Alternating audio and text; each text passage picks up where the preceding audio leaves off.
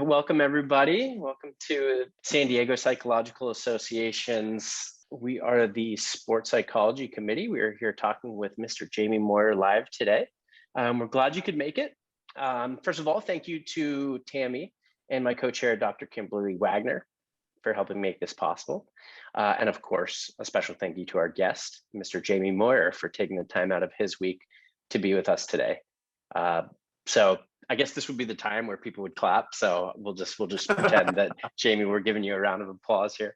So Jamie is here to talk about his work with well-known mental skills coach Harvey Dorfman and how that contributed to his long and successful Major League Baseball pitching career.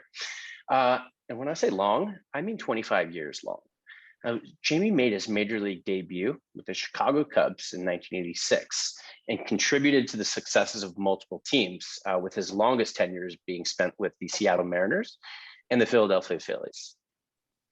So some notable athletic awards include playing in the 2003 All-Star Game as a Seattle Mariner, winning the World Series with the Phillies in 2008, and we got a special surprise for everybody later. Jamie brought something special with him, and later being inducted into the Mariners Hall of Fame in 2015. Jamie has also received numerous philanthropy and community service awards, such as the famed 2003 Roberto Clemente Award, which speaks to Jamie's character as a person outside of baseball as well. So we're very lucky to have Jamie with us today.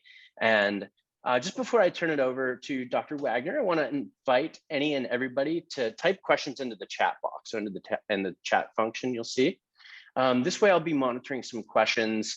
We're going to spend about an hour with Jamie today. First 45 minutes is going to be an interview between him and Dr. Kimberly Wagner.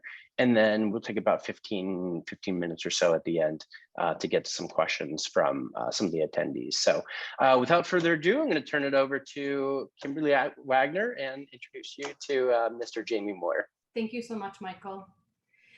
All right, Jamie, are you ready? I am. Thank you for having me on tonight. Let's have some fun. Yes, thank you so much. Everybody is so excited to have you here. All right, so one of the first questions that we have is, how did you first become aware of the field of sports psychology? And when did you begin to start working with a sports psychology consultant? Well, I had, as a young man, I went to college. I went to St. Joe's University, was drafted out of St. Joe's University in 1984. I knew nothing about sports psychology. I never had even heard of the word. And got into professional baseball. And like I said, in 1984, 1986 was called up to the big leagues with the Chicago Cubs. And as I got into the early part of my career, I heard about, sports psychologists, and they work for the organization. And, be very careful when you talk to them. They're working for the organization, they can't be trusted, this, that, and the other. And so I really never understood it, but never really felt that I needed it. But again, I was pretty naive at that point in time too, right? So again, I didn't have a trust to it. And as I started to go, and I went through the first several years of my career, and I wouldn't say I was overly successful, but I had some success. I tasted a little bit of success, but not a lot of consistency. And then, and I want to say it was the late 80s, early 90s, this book came out called The Mental Game of Baseball by H.A. Dorfman and Carl Keel. Well, H.A. Dorfman stood for Harvey Dorfman, and I don't recall if somebody recommended the book or I just found it in a bookstore. And because that's what we did back then. You went to a bookstore, you didn't order anything on Amazon, right? So I'm aging myself. That was a joke. That was a dad joke, by the way. And so I bought the book. I read the book. Wasn't sure I understood it that well. And then I went back, I set the book down. I just kind of tried to, for several days, think about what I read. Then I went back to the book, and I had an outliner, a pencil, and a pen. And I really tried to read the book and understand the book and try to relate to the information in the book. And I felt like it helped me a little bit, but I don't know that it helped me greatly. And then as I got into my career again, I was at crossroads in my career in the 1990-1991 season. And my agent at the time was based out of Chicago, my sports agent. And he said, we're going to try to get you to see this guy by the name of Harvey Dorfman. And I'm like, oh my gosh, I read his book. I said, that would be awesome. So at the time, Harvey was either working for at the time they were called the Devil Rays. They're now called the Rays, the Tampa Bay Rays, or he was working for the Marlins. I don't recall. And he was living in Prescott, Arizona. And I had the good fortune to hook up with Harvey and actually went and spent 2.5 days in person with Harvey in his home. And that 2.5 days changed my life and changed my baseball career. I can look back on that and say that now.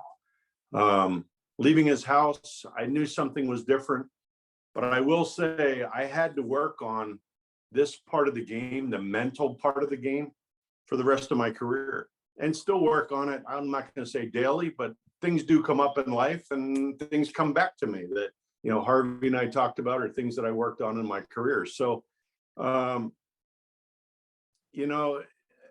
it's back to, the answer. The simple answer is about 1991 is when I got into this heavily. And once I moved forward from that point, I'm a strong believer on the mental side of the game in sports psychology. So yeah, that was going to be another question that I wanted to ask you. What was it that made you believe in the process of working with a sports psychology consultant and got you motivated to keep working at it? Well, I was struggling in my career. So like I said, I was at crossroads and I thought, well, I need something, right? And I probably wasn't mature enough or responsible enough at that time to look myself in the mirror and say, it's you, right? It's you are the one that needs to make the changes. And that's one of the first things that I learned from Harvey was, if I can't look in the mirror and be honest to that person that I'm having a conversation with, then how can I be honest with anybody else in my life, whether it be my family, whether it be my children, whether it be my teammates, whoever it might be. So it started with something that simple, was having that positive self-talk. And then, another big part of it was changing my psyche, because it was, and again, in my struggles, it was, I can't do this. I don't know how to do this. This stinks. This sucks. I hate this, right? So all of a sudden you get that negativity. And then if you're on a team that's losing, there's a lot more negativity that you're around. And all of a sudden you're surrounded by negativity and you don't even realize or understand what's happening to you. So now being able to take a step back from that and actually analyze myself and reevaluate or evaluate myself, and then look back at some experiences that I've had with the negativity, whether it be me, teammates, or the whole team, or the whole environment. Then I was able to start to make some changes. And once I was able to start to do that and all of a sudden take on that responsibility for myself, things started to change. And my attitude changed. Mm-hmm. And I gained huge trust in Harvey Dorfman. So even though I was able to spend 2.5 days with him, I still had access to Harvey via telephone. And I don't know if anybody out there has ever heard Harvey's voice on somewhere on the internet, because unfortunately he's passed away. He's got that raspy Northeastern accent. And, he told it like it was, and there was no beating around the bush. He actually was kind of like being in the clubhouse with one of the guys. That's kind of how he treated you. But he did it respectfully, as long as you respected him. So you talk about the relationship that you had with Harvey. What advice would you give to sports psychologists who are looking to work with professional athletes? What is it important for the psychologist to do to help build that rapport and gain that trust in the relationship with the athlete? Well, yeah, that's a fabulous question, because I'm sure even in today's world there's somewhat of a stigma, whether if you're working with minors and there's parents involved, or if you're working with, high school, college, professional athletes. I'm sure there's some sort of a stigma there with probably a lot of people. And, my biggest thing is being transparent, showing vulnerability, and gaining trust. And I think when we interact with people in life, those people that we can have really good, healthy conversation with, instead, it's not always business. Hey, how are you doing? How's your family? For me, it was, how's your family? How are your children? This, that, and the other. If you're dealing with a high school or a college student, you're asking about school, friends, other things, taking an interest in who they are, because you may learn something, right? And that's kind of the approach I had once I started getting into this. You can always learn, okay? And you can always become better. So sometimes you have to close this and use these and use these. And it's amazing what we can learn when we do that. And so you talk about this stigma. Maybe the stigma was even more so when you were at the height of your career, but there definitely still is a stigma that exists with psychologists in general, but also sports psychologists, and some athletes are hesitant to work with one. What would you tell a young athlete or a parent who might be ambivalent about seeing a sports psychologist or see sports psychology as a stigma? Well, again, it all comes down to, if it's a parent, you're not really the one that's looking for the help. You're looking for the help for maybe one of your children. But again, it comes back to look in the mirror and kind of get out of the way and allow this person to share who they are, share what they do, how the person or the patient, we'll call them the patient or the athlete, could benefit. And I think, there's a trust factor that has to be created, I believe. But I also believe that there's a lot of people, you have to probably do some research, but I know I could probably name you 6 or 8 baseball players that I was either acquainted with or had read in the newspaper that they used Harvey Dorfman, right? And saw the value of it. And so, I already knew that, how beneficial he was. But then when I saw other people use him, and maybe I ran into him on the field or in the tunnel or somewhere away from the field, and we had that mutual respect, because we used Harvey and we could connect that way, even though we might have been opponents, eventually maybe became teammates. But that really broke the ice, because we could share and we could talk. And to me, I think we're all at times, or we go through life and we're afraid, right? And I think I have learned that showing vulnerability is huge. And I think it's a tool, and it can be helpful. And I realize males, we're taught not to show vulnerability. And, in many circumstances in my life as I've gotten older, especially with now having children, and having 8 of them, as a dad, being able to show vulnerability, I think has become really, really important to me, especially as I have 4 adult children. As they've become adults, I think that's become a huge benefit for me. to show them, what dad is like inside and what he's thinking and what he's feeling.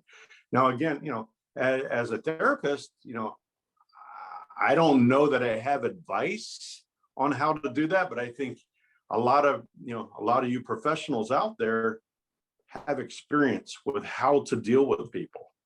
And I think, but to me, it's when I feel and think somebody is just like opening up and sharing with me, that's exactly what you're looking for your client to do. Right. So I think, and again, when you're a professional, there's a line you can't cross. I get that. I understand that. But, it's your verbiage, it's your creativity, and it's that vibe that you kind of share with your client and or their parents, right? Because I think sometimes too, we all think, well, I'm going to go see a therapist, and in one session, I'm going to be cured. Well, that's not the case. There's work that comes along with it. There's an awareness that comes along with it. And I think, explaining a little bit about that process and simplifying what that process can look like, even though sometimes it might be painful for a client to go through, depending on what, things are going on for them. When you come out of the other side, I think it's like, there's like a whole new world. Right. And I think to me, that was the exciting part. Right. Even though I was still a professional and I didn't know what my career was going to look like. But as I started this process, it was fun and it was challenging and it was hard. And man, it was really fun or great to be able to pick up the phone and call Harvey and say, Harvey, I'm really struggling with this, or I'm really struggling with that. I can't get over this. How do I deal with this? My mind is telling me this, but my body's telling me that. And, I'll give you an example. In the latter part of my time in Seattle, I was getting up there in years. I want to say it was probably in my late 30s, early 40s. I was warming up on the field pregame to start a game. Beautiful, sunny, warm day. And I'm like, why am I here? What am I doing here? I'd rather be home with my family right now. And I'm like, whoa, wait a minute here. One side of me is thinking that, but the other side of me is going, you're crazy, right? You're absolutely crazy. You're a professional athlete. This is an opportunity of a lifetime. And it bothered me. So what do I don't remember the outcome of the game, but I had to talk myself, off of that one side of why are you here? Went out and pitched. Like I said, I don't remember the result of the game, but I got on the phone the next day with Harvey. And I said, Harv, this is going on in my mind. What's going on? And he said, here's exactly what he told me. He said, Jamie, you're distracted. And he said, I want you to put something that has value in front of you. Well, of course, that was my children. And I told him that it would be my children. And he said, I want you to go pitch for your children. Cured. Like that. And I Boy Scouts honor. That was, that happened. But I mean, it was just, but again, it was his voice, my trust in him, and, sharing with him, a thought or feelings that I was having. And I've told that story several times in my life since that has happened, with teammates and things like that who have maybe been distracted with things. That's a great story. Thank you so much for sharing. Mm-hmm. And speaking with some of the things and some of the mental skills that Harvey taught you, or maybe that you read in his book, what do you believe to be the most important mental skill or skills that you utilized to help you significantly improve your performance? Well, I wanted to take some notes on this, so I'm going to just read these if you don't mind. But I will stop at one or two points in here and share with you some things that I actually did during my, say the day that I pitched. It was usually, I worked on a lot of this stuff every day, But the day that I pitched, I had about a 15-minute ritual that I did directly from what I learned from Harvey. And I actually made 3x5 cards, and I wrote on them and I laminated them. And I would take myself into a private room, and I had all kinds of questions that I would ask myself about what I was expecting for that day, how I prepared for the day. And then I had some focus and concentration drills that I did to try to get my focus from a wider focus to start to become a narrower focus. And I usually did that right before I went on the field. But to answer your question, I learned how to evaluate and reevaluate myself and how I viewed things. Breathing, visualization, focus, and control of myself and my emotions. Mind games are reoccurring thoughts, existing attitudes, self-appraisal, criticisms, approaches, and concerns. Mind games can be positive or negative. They can help you win or lose. They can directly affect your performance. Establish proper goals. You need to be motivated. Performance goals that can be attainable. This will be having performance goals that are attainable. This will help you build confidence. Process goals. Process goals work on short-term goals to reach long-term goals. Action goals. Action goals will direct your focus. Action goals help you assert as much control over your situation as possible. And if they are the right ones, you are more likely to reach your broader goals. Quality of my thoughts. Positive thoughts versus negative thoughts. That was a big hurdle of mine as I was making this transition with Harvey. I had so much negativity going on in my mind that I see a catcher put 2 fingers down. That's a curveball. I hope I don't hang it. I hope he doesn't hit it. A lot of setting myself up for failure with my thinking. So I had to retrain myself on how I thought. And what it turned out to be was turning my thoughts into positive thoughts. Here are 2 things that I did, and I really spent a lot of time with this and trying to understand. And these are really simple things. After making a mistake, make an adjustment. The questions I asked myself was, what was I trying to do? What went wrong? What do I have to do next time? And then problem solving. Have an awareness to the problem or define the problem. Number 2, form a strategy. What has to be done? And number 3, act it out. Do it. And there's 6 things right there that are really, really simple, but sometimes can be the hardest things to do because, again, you have to have an awareness and you have to have recognition. And again, it's having control of yourself and of your thoughts. Dedication. To be dedicated, you also need to be committed. Goals set without commitment are wasted. Responsibility. Your individual goal accountability for your own behavior and actions and performance. Our responsibility begins with a willingness to acknowledge who we are and want to become. Control your life, recognize your choices, learn from your mistakes, feel in charge, enthusiastic, and awareness of your personal power, feeling free. You feel like you caused your success. An athlete can change or be changed. We are never stuck with an attitude we don't want, but we, not the situation, not the other people, must control the change so it's a change for the better. Fears.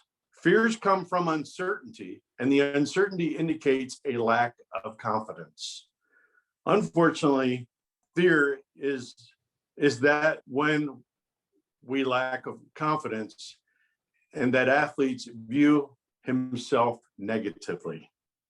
Successful performers don't prevent fear. They learn to cope with it successfully. The great players learn to control it rather than be controlled by it. They learn to use the energy fear creates in a positive way. To understand fear, we have to have self-awareness, paying attention to what happens to us. If we don't like what happens, stop and look fear in the face. Positive self-talk is huge, positive visualization, and keep emotions in control or keep them in check.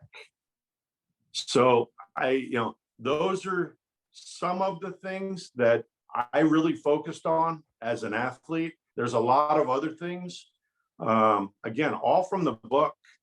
And, as I went through my career, as I start to learn these things, again, you have to make adjustments as things are happening around you, or make your adjustments on the fly.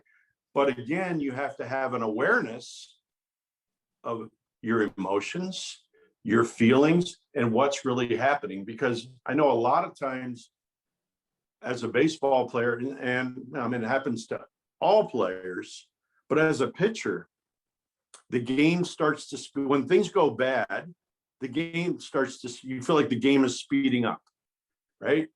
And things start happening. Hits are being, had, runs are being scored, the fans are going crazy, it's loud, it's noisy. And people always ask, what do you do? How do you control that? Well, you have to be comfortable in your own environment, and you have to be comfortable in your own skin. And my belief was I really learned how to slow things down by talking to myself as if I'm talking to you people right now. And I felt like I got really good at that. And if things were starting to spiral out of control, I had the awareness to stop myself. Okay, I didn't stop the game, but I caught myself. And a lot of times, if it was good, going down a bad road, I would call timeout. My shoe was never untied, but I called timeout, and I acted like my shoe was untied, and I walked to the back of the mound, and I had my shoe in a double knot. I opened the double knots. I retied my shoe, and during that whole time, I was giving myself self-talk and refocusing. And for me, refocusing was focus on the task at hand. And to me, the task at hand was the next pitch and the next pitch only. And by that time, I could get back up on the mound and be refocused on what I needed to do. It took a lot of work and it took a lot of effort. But, it's not easy to do. But again, it's that self-awareness. Those were great mental skills. Thank you for sharing. And you talked about needing to be able to adjust, and you talk about how there are many aspects of the game that are out of your control. And Right. So specifically for you, playing on so many different teams and being traded, I'm not sure how much notice you had for the different trades, Right. but how were you able to adapt to being traded to another team? What were some of the biggest challenges for you? And how did you feel about being expected to perform at a certain level when you did get traded? They always say, and I do believe it's true, your first trade or your first release is your most difficult because you feel like somebody doesn't want you, right? But if you're traded, guess what? You're going to another team. So there's somebody that does want you. So how are we going to look at this, positively or negatively, right? If I'm angry because I got traded, then I have to deal with that. If I'm excited, it maybe I'm uprooted, maybe it uproots my family. But I also have to learn that this is one of the responsibilities or what comes along with the job, right? And I still have a job. And when I got traded, I felt like I was going somewhere with a brand new slate and I could create who I wanted to be. And to me, as I went through my career too, another big thing that I learned that was huge was character. What kind of character do I have? And what kind of character do I have every day? Whether I had a good day yesterday or a bad day, I needed to be the same person when I walked in the clubhouse door. Bad day, because early in my career, when I had a bad day, I felt like I let the team down, the organization down, the fans down. I felt like I let everybody down, and including myself and my family. And I started to learn that, look, I can't be concerned about those others. I need to focus on me, and I need to be as healthy mentally and physically as possible. And if I can be healthy and physically to the best of my ability, I have a great opportunity to bring something positive and successful to the table when called upon. And as a starting pitcher, you only pitch once every 5 days. So you have 4 days to think about it and stew on it. And it does get difficult during your career, or as when you're not successful, especially when you've had 2 or 3 or 4 bad outings in a row. What I learned to do again with the bad outings was, okay, ask myself those questions that I went through previously. And what could I have done differently? How could I have changed it? What did I have control over? Right? Because I can't control my teammates catching the ball. I can't control my teammates throwing the ball. I can't control my coach's decisions, but I can control me. And once I learned how to control myself, all the other stuff didn't matter, right? I was just a piece in the puzzle. And if I contributed and everybody else contributed, in a positive way on that day, we had a great opportunity to win a baseball game. And it may sound simple again, but it's true. But if I'm worried about what everybody else, I'm scattered. So that was the first part. What was the second part of your question? I apologize. No. It was a couple parts. So how were you able to adapt to working on a new team? What were your biggest challenges? And also about being expected to perform at a certain level? Yeah, the performing on a certain level, to me, I expected that out of myself. So I might have been my hardest critic, right? Because I wasn't if you watch today's Major League Baseball, it's a lot of velocity. I wasn't a high velocity guy. I was more my repertoire was more location, change of speeds, and trying to get the hitter off balance. So I had to be really fine and really finite. So I came to the realization, or I knew this, that my mechanics and consistent mechanics or repeatable mechanics allowed me to make quality pitches to home plate. And once I was able to repeat my mechanics consistently, I could then throw the ball on the plate. I could throw the ball off the plate. I could throw the ball below the zone. I could throw the ball above the zone. I could throw it in off the plate. I could, throw it behind something. You don't never want to throw the ball behind anybody, but I mean, my accuracy with throwing the baseball became really, really finite and consistent. And that's where I think I made some big jumps in the game and with my consistency. And then, and I was more of a fastball changeup pitcher. So my velocity was 82 or 83. And then my changeup might have been, 70, 71. So that change in speeds, it was deception. And, they say hitters swing at what they see. So it was up to me to make every pitch look the same, even though they were different speeds. So since you did have such a long career, what do you think that enabled you to have a long, successful career that is maybe different from other players that I think the average is about 2 to 3 years? So how did you have a 25-year career. What helped you to be so successful in the long term? My health, I didn't start to fall apart health-wise until the end of my career. So that was, I stayed away from surgeries until the last couple of years of my career. I didn't believe in giving up. And throughout my career, and I mean, I can go back to high school. I'm not a big guy.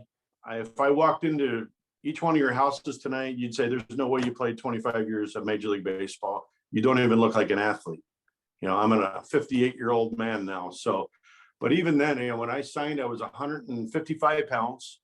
I didn't have this big burly physique. And I was raised in southeastern Pennsylvania in a very blue collar community, and work was expected. And I had jobs. I started jobs at a car wash when I was 12 years old. So I understood what work was. And I watched my parents work into their 70s. And, my grandparents worked, my relatives worked, everybody I knew worked. So I came from that kind of a mindset, right? And then I signed professionally. And when I got into the Cubs organization, they were a lot, their thought process was a lot the same. And they worked us very, very hard. And I was not going to let them break me, right? And it's not that they were trying to break me, but they push, right? People push, right? And so if it was something to do with conditioning, I was going to be in the best shape I could be in. And I did that my whole career.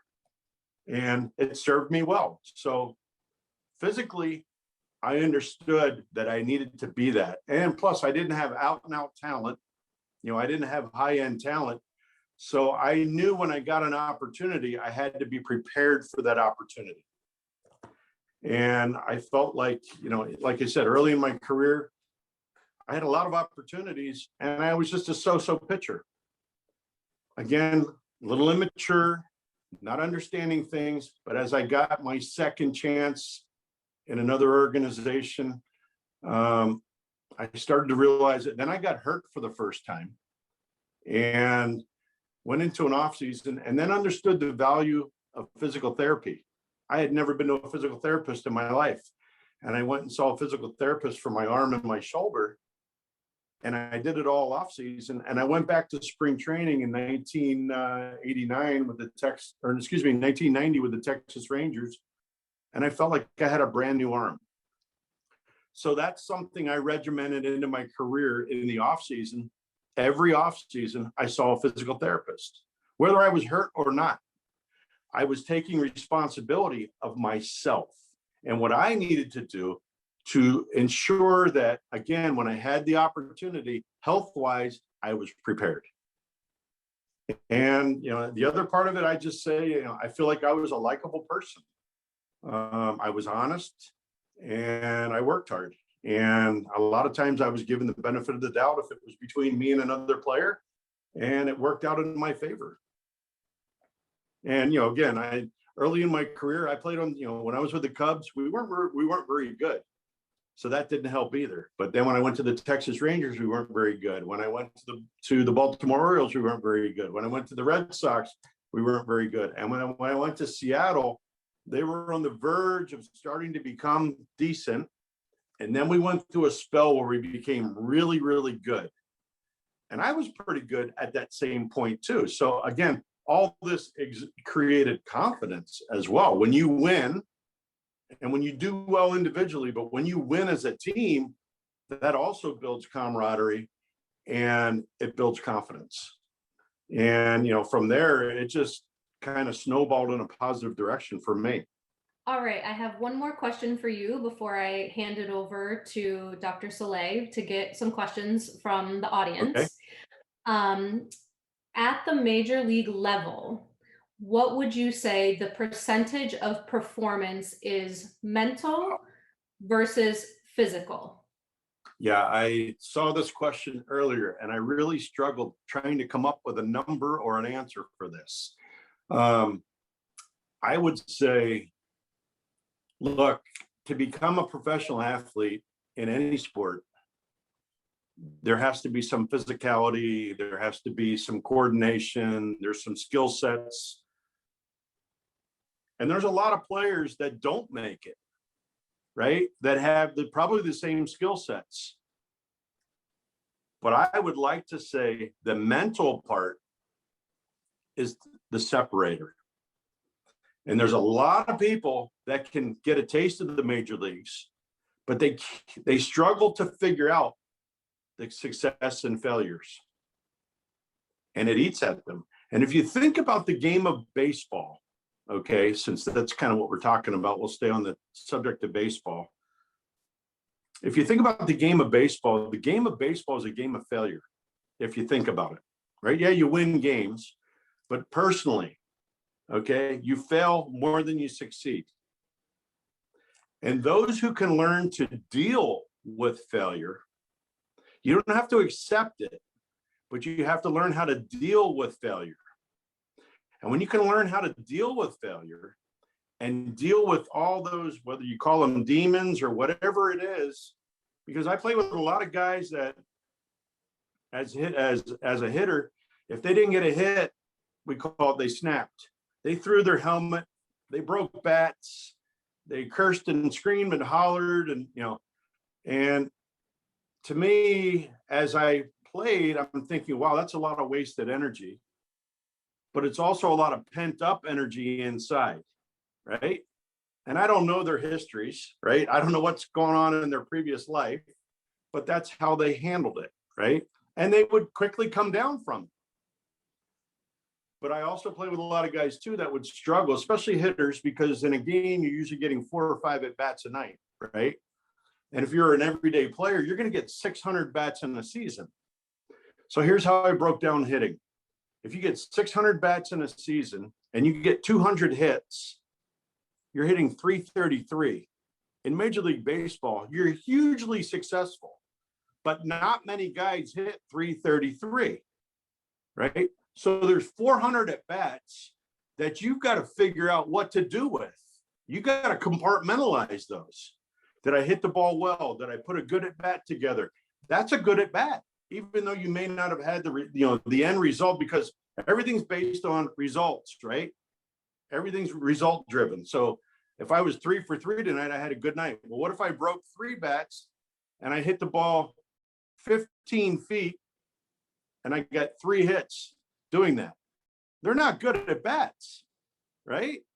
So being able to assess what those at bats are they quality at bats? Are they productive at bats? And are they helping you move forward in a positive direction? Does that make sense? Right? As a starting pitcher, back when I was playing, you got 33 to 34 starts. If you won 15 games, you were considered pretty darn good. Is that 50%? No, right? So that's less than 50%. And I would be considered very successful. So what I figured out again over time is if I divided my starts into percentages, if 20% of the time I had really good stuff, when I say, my pitches were crisp and I was making my pitches and I was repeating pitches, 20% of the time, that would be maybe 6 games, right? 6 out of the 33 or 34. Say I won 4 or 5, I should win most of those games, right? Say I win 4 or 5. 20% of the time, I had horrible stuff. I couldn't get a little league team out. But what I had to do was I had to compete in that 20%. And if I could get myself to the 5th inning or 6th inning of a game, I was saving our bullpen, okay, the guys that pitch out of the bullpen. And you know what? If I won a game or 2 out of that, I consider that pretty lucky, right? The other 60% of the time is when I had to really go out and be a pitcher. And to me, that determined my season, or that determines anybody's season, is what you do in that 60% of the time. And if you win, so 60% of 33 is what, 18? We'll just say 18 for easy math. So if I won 10 of those games, right, 10 of those 18 games, and I won 4 or 5 of those first 20%, and I won 1 or 2, I'm a 15, 16 game winner, right? So that's kind of how I broke things down. So getting back to your question, I haven't forgotten your question. A lot of this game is a mental game, but it's how you approach. It's your mental approach and how you go about it. And what happened yesterday, good or bad, is over, and we learn from it. And then we become better from it, and we are better prepared for the day we're living in. Does that make sense? So I'm going to say, all right, I'm going to go out on a limb and say 80% of the game is mental. So when I did my dissertation with Major League Baseball players, that was one of the questions that I asked them is the same one. What percentage do you think is mental versus physical at the major league level? And the responses that I got were anywhere between 80 to 90%. So it's consistent with all the guys that I talked to as well. So all right, I'm going to hand it over to Dr. Soleil. I can see that we have some questions that have been coming up in the chat box. Well, thank you, Kim. So, yeah, thank you, Jamie. We'll touch base again at the end. But Michael, you want to go ahead, Dr. Soleil? Yeah, absolutely. Yeah, Jamie, your insights have been extremely valuable so far. I'm sure you're going to give us even more like the ones you have. So on the topic of mindset, what was your approach to facing hitters like Tony Gwynn or some of the other greats in the game the same as less accomplished players, or did you have to change your approach to hitters with more skill, or how did you deal with that? Yeah, that's a great question, and boy, that's a loaded question because Tony Gwynn was way above everybody else, right? But usually we try to, when we're playing against the Tony Gwynn, or you're playing against the Yankees, or things for whatever why we create this, we elevate it. And why do we do that? Because we put that pressure on ourselves. I don't know, Tony Gwynn puts his shoes on just like I do, right? He just happens to be a really, really good hitter. So I didn't understand this early in my career, but I faced Tony Gwynn early in my career a little bit. And Tony could do whatever he wanted with the baseball. He had control of the ball from foul line to foul line. And, his approach to hitting was put the ball in play. And, and again, he had good, consistent mechanics as well. If you listen to any of the interviews that they talk with Tony Gwynn, it's all about mechanics and seeing the baseball. And obviously, along with that comes a lot of confidence. So, what I learned in the latter part of my career with guys like that, the really good hitters, or a guy that's really swinging the bat well, number one, you don't let them beat you. So you pitch around them if you have that ability, all right? Because they're going to beat you more times than not because they're really, really well above average hitters.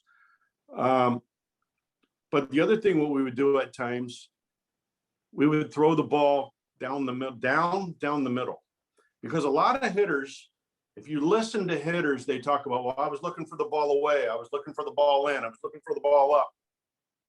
Very seldom do they look for the ball down the middle, but they react to the ball down the middle, right? So now you're kind of playing a mind game with them, right? You don't throw every pitch down the middle, but you might throw a ball off the plate and one down the middle, because, again, they're not looking for it there. And now, if a guy like Tony Gwynn, who stayed inside the ball well, he had to make a decision. Do I want to hit it the other way, or do I want to try to pull it? Right? So he then had to make a decision, or he had to have a reaction. So it would, I wish I would have had the opportunity to face Tony in the latter part of my career versus the earlier part of my career. Not saying that the outcomes would have been any different, but I personally would have approached it differently based on my own experience. But an excellent hitter Tony Gwynn was. Yeah, definitely a hometown hero. So I'm glad you hopefully took it easy on him. But yeah, I really appreciate your simplifying the game. It sounds like that's something that's really, helped you Well, and not overplaying the moment, not right, building up the pressure too much. for as hard as the game is, and as hard as we mentally can make the game, because we let our surroundings affect us. And that's one thing that I've learned is, try not to allow your surroundings to affect you. And when I started to be able to understand that and really focus on, again, the things I was in control of. So conditioning, all my training, my weight training, my arm exercises, my mental approach, and my bullpens, and my emotions and my thoughts. When I could learn how to, so that mound was my office. That's what I had. That's how I would explain it. That was my office, and I had control in my office. I like that. I like that take. And so, Jamie, you talked about how you really largely sought out. The services weren't readily available, and if they were, people really weren't quite at the point where they were using them. So, at any point, either before you sought out Harvey Dorfman or after, did you see coaches or managers start to talk about sports psychology or mental skills techniques? Or how did your coaches just help with the consistency, if at all? What I sensed was coaches kind of knew their space, and coaches kind of would say, okay, I'm in my space, but if I have a guy that might need some work on the mental side of things, they would refer that player to that person, or they might go into the manager or go into the general manager and say something to them. Hey, Dr. Mike could use Harvey. Dr. Mike's struggling today with, his confidence is really down right now. So maybe a little chit chat, and what I understood, as these people became more readily available, sports psychologists, they were kind of invisible. They weren't, out beating their chest, hey, I'm here, guys, come running. It was more of a, who's that guy? And then when, after you knew who he was, it's like, oh, okay, he's accepted in here. But it wasn't like he would sit at a locker with somebody. They would go outside of the clubhouse. They'd go to a private room, just like, you would in a therapy session, right? And they discuss whatever they needed to discuss. And then a lot of times, look, I had, a lot of team, I play with a lot of guys, right? Over 25 years. And, we're all human beings, and we all have the same issues and problems that everybody else has. But very seldom did you hear players talk about it in a group environment or a group, setting.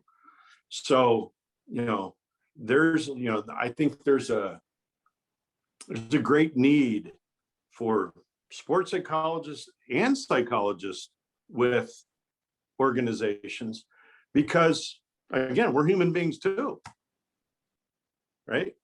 The other thing is too, you're under such a microscope, especially in today's game. I mean, if you turn a baseball game on, over the course of the game, they can probably show you 8, 10, 12, 15 different camera angles. So anywhere you go on that field, they can put a camera on you, right? So you're under a microscope constantly, and you're scrutinized constantly. So again, it's, in your best interest to act like a professional and be a professional, right? And set a good example. I mean, to me, that's part of the responsibility of being a professional athlete. And I really appreciate how much you have emphasized the importance of just humanity in this game. That just because somebody's on TV, just because somebody's had these accomplishments, doesn't take away from the fact that they are, part of a family first, part of a community first. And with spending so many days on the road during a season and not having that that anchor of your family, Right. how did you How did you cope with the It mental it, impact it of was just being hard, away? And as you know, when my children were younger, I only had four, and talked to them a lot on the phone. My wife at the time, spent a lot of time with them, kept them busy.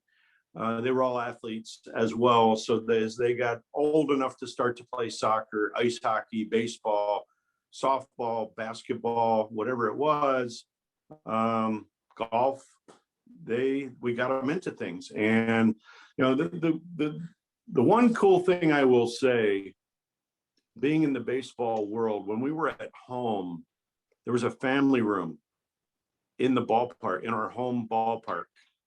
And the wives could bring the children, and the children could play together, right? And all their daddies were Major League Baseball players, but they'd play wiffle ball, they'd do puzzles, they'd watch videos, they'd play with dolls, everything that little kids do.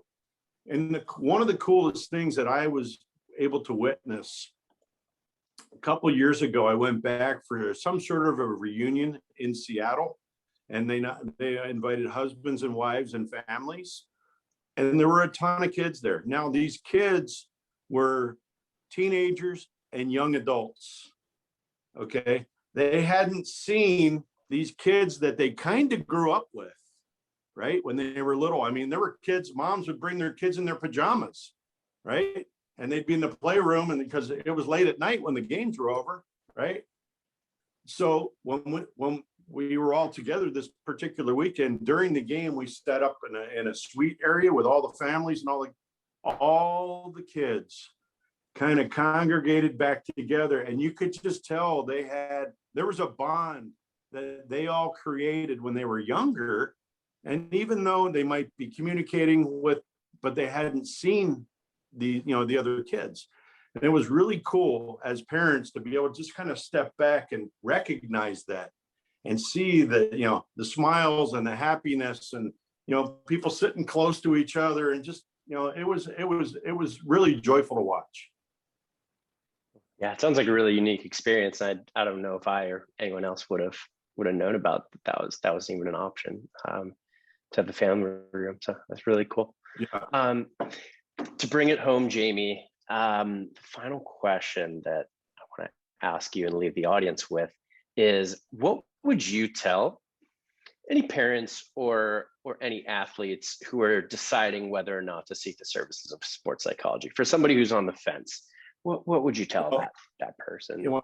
I think as a parent, and I'm one as well, advocating for your children, teaching your children to advocate for themselves as well, because you're not always going to be with them, but advocating for your children. And I think if I was a parent on the fence and I'm advocating for my children, I am at least going to research and try to have a conversation and gather as much information as I can to be best educated.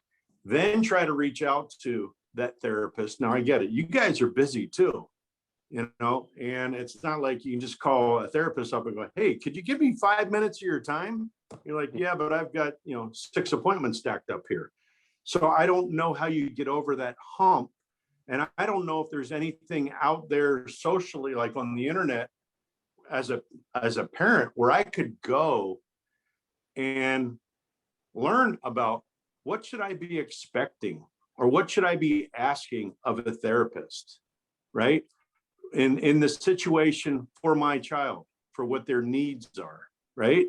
Because I think there's someone, again, we all have that. And I grew up in a community where, everything goes in the closet. We don't talk about things, right? And we live in a completely different society now, right? But I was raised that way, right?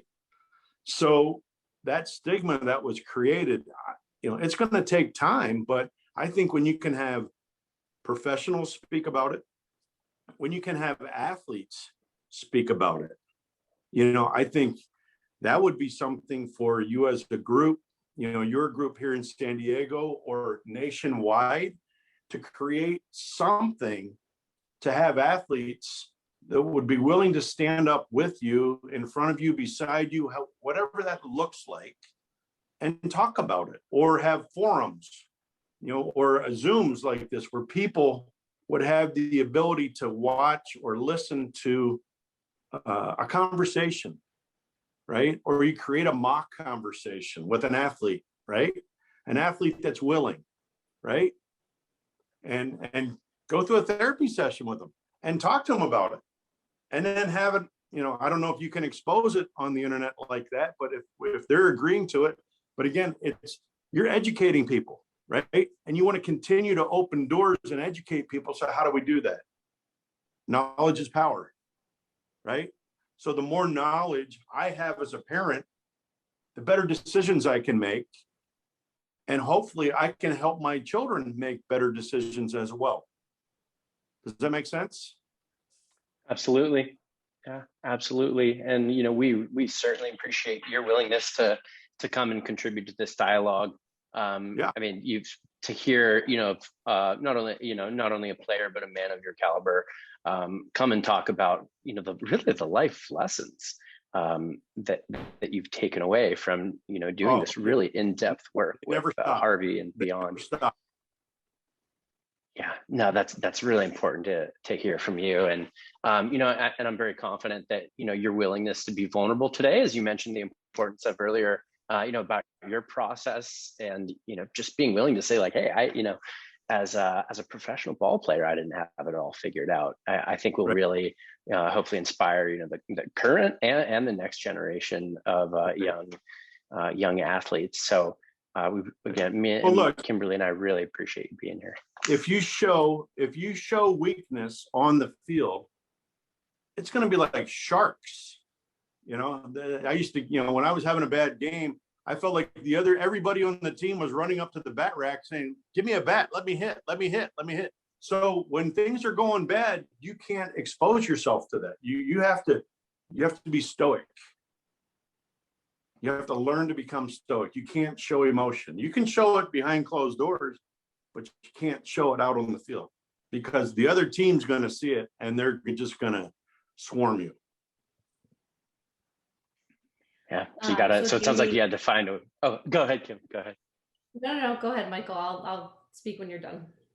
No, just to follow up on that, Jamie. Yeah, it sounds like that just speaks to the importance of just having somebody there, a trusted person to talk about any of those doubts that come up with that. Yeah, that negative narrative that you discussed about, like everyone's going to get a bat and try to get up. But right. Yeah.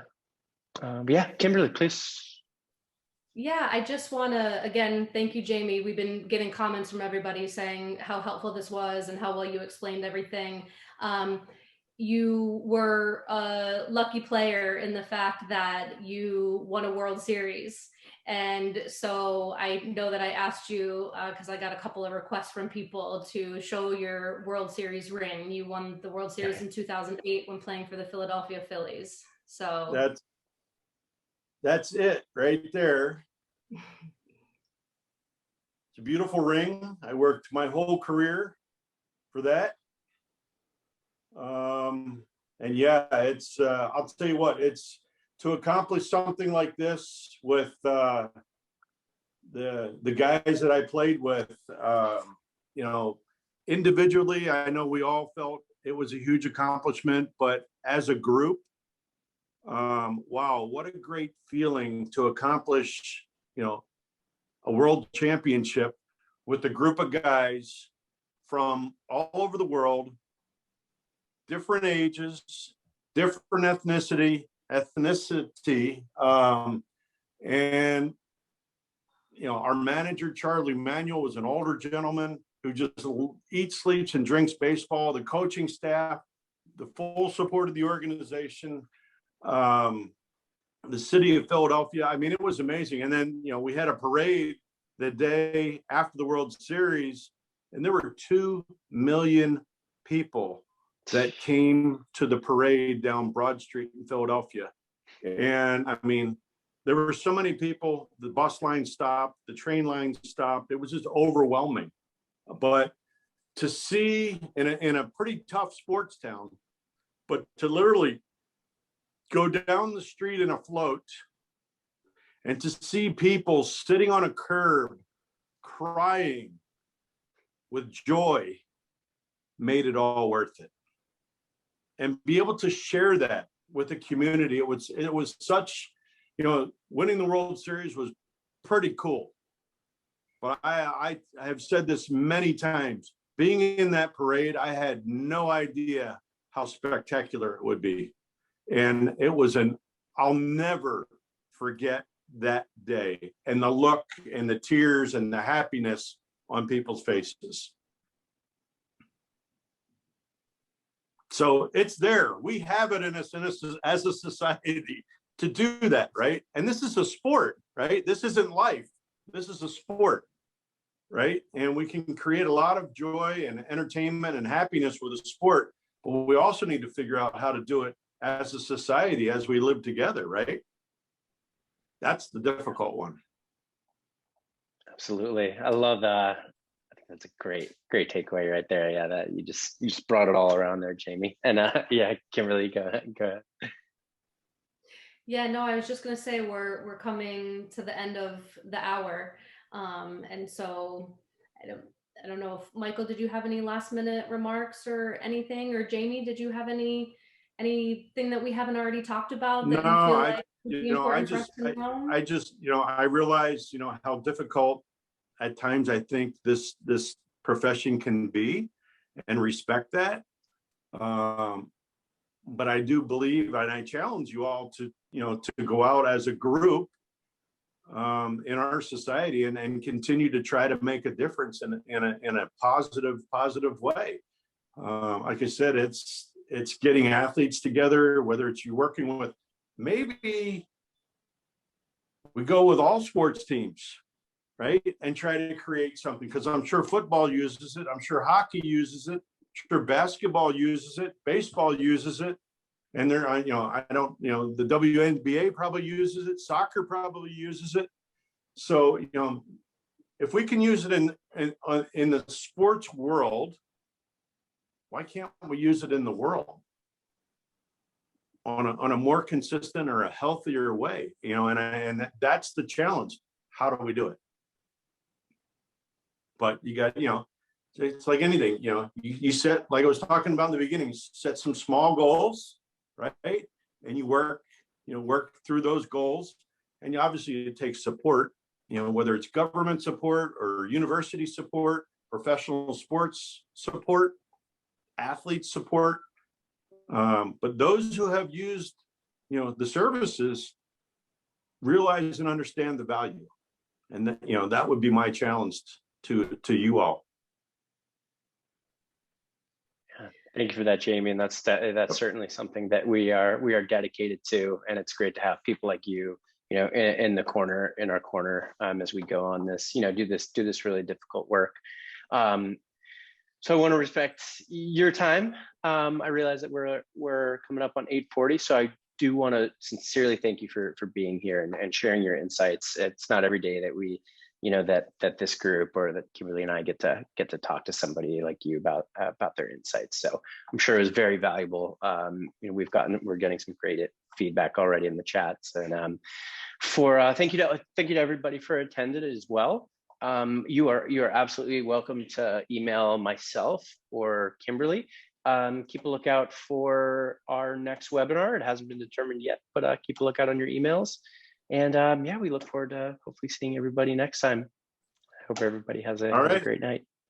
Thank you. We'll do it again. Thank you again. You guys will? Yeah. We'll do it again. Sounds good. That. All right. Thank you. Thank you.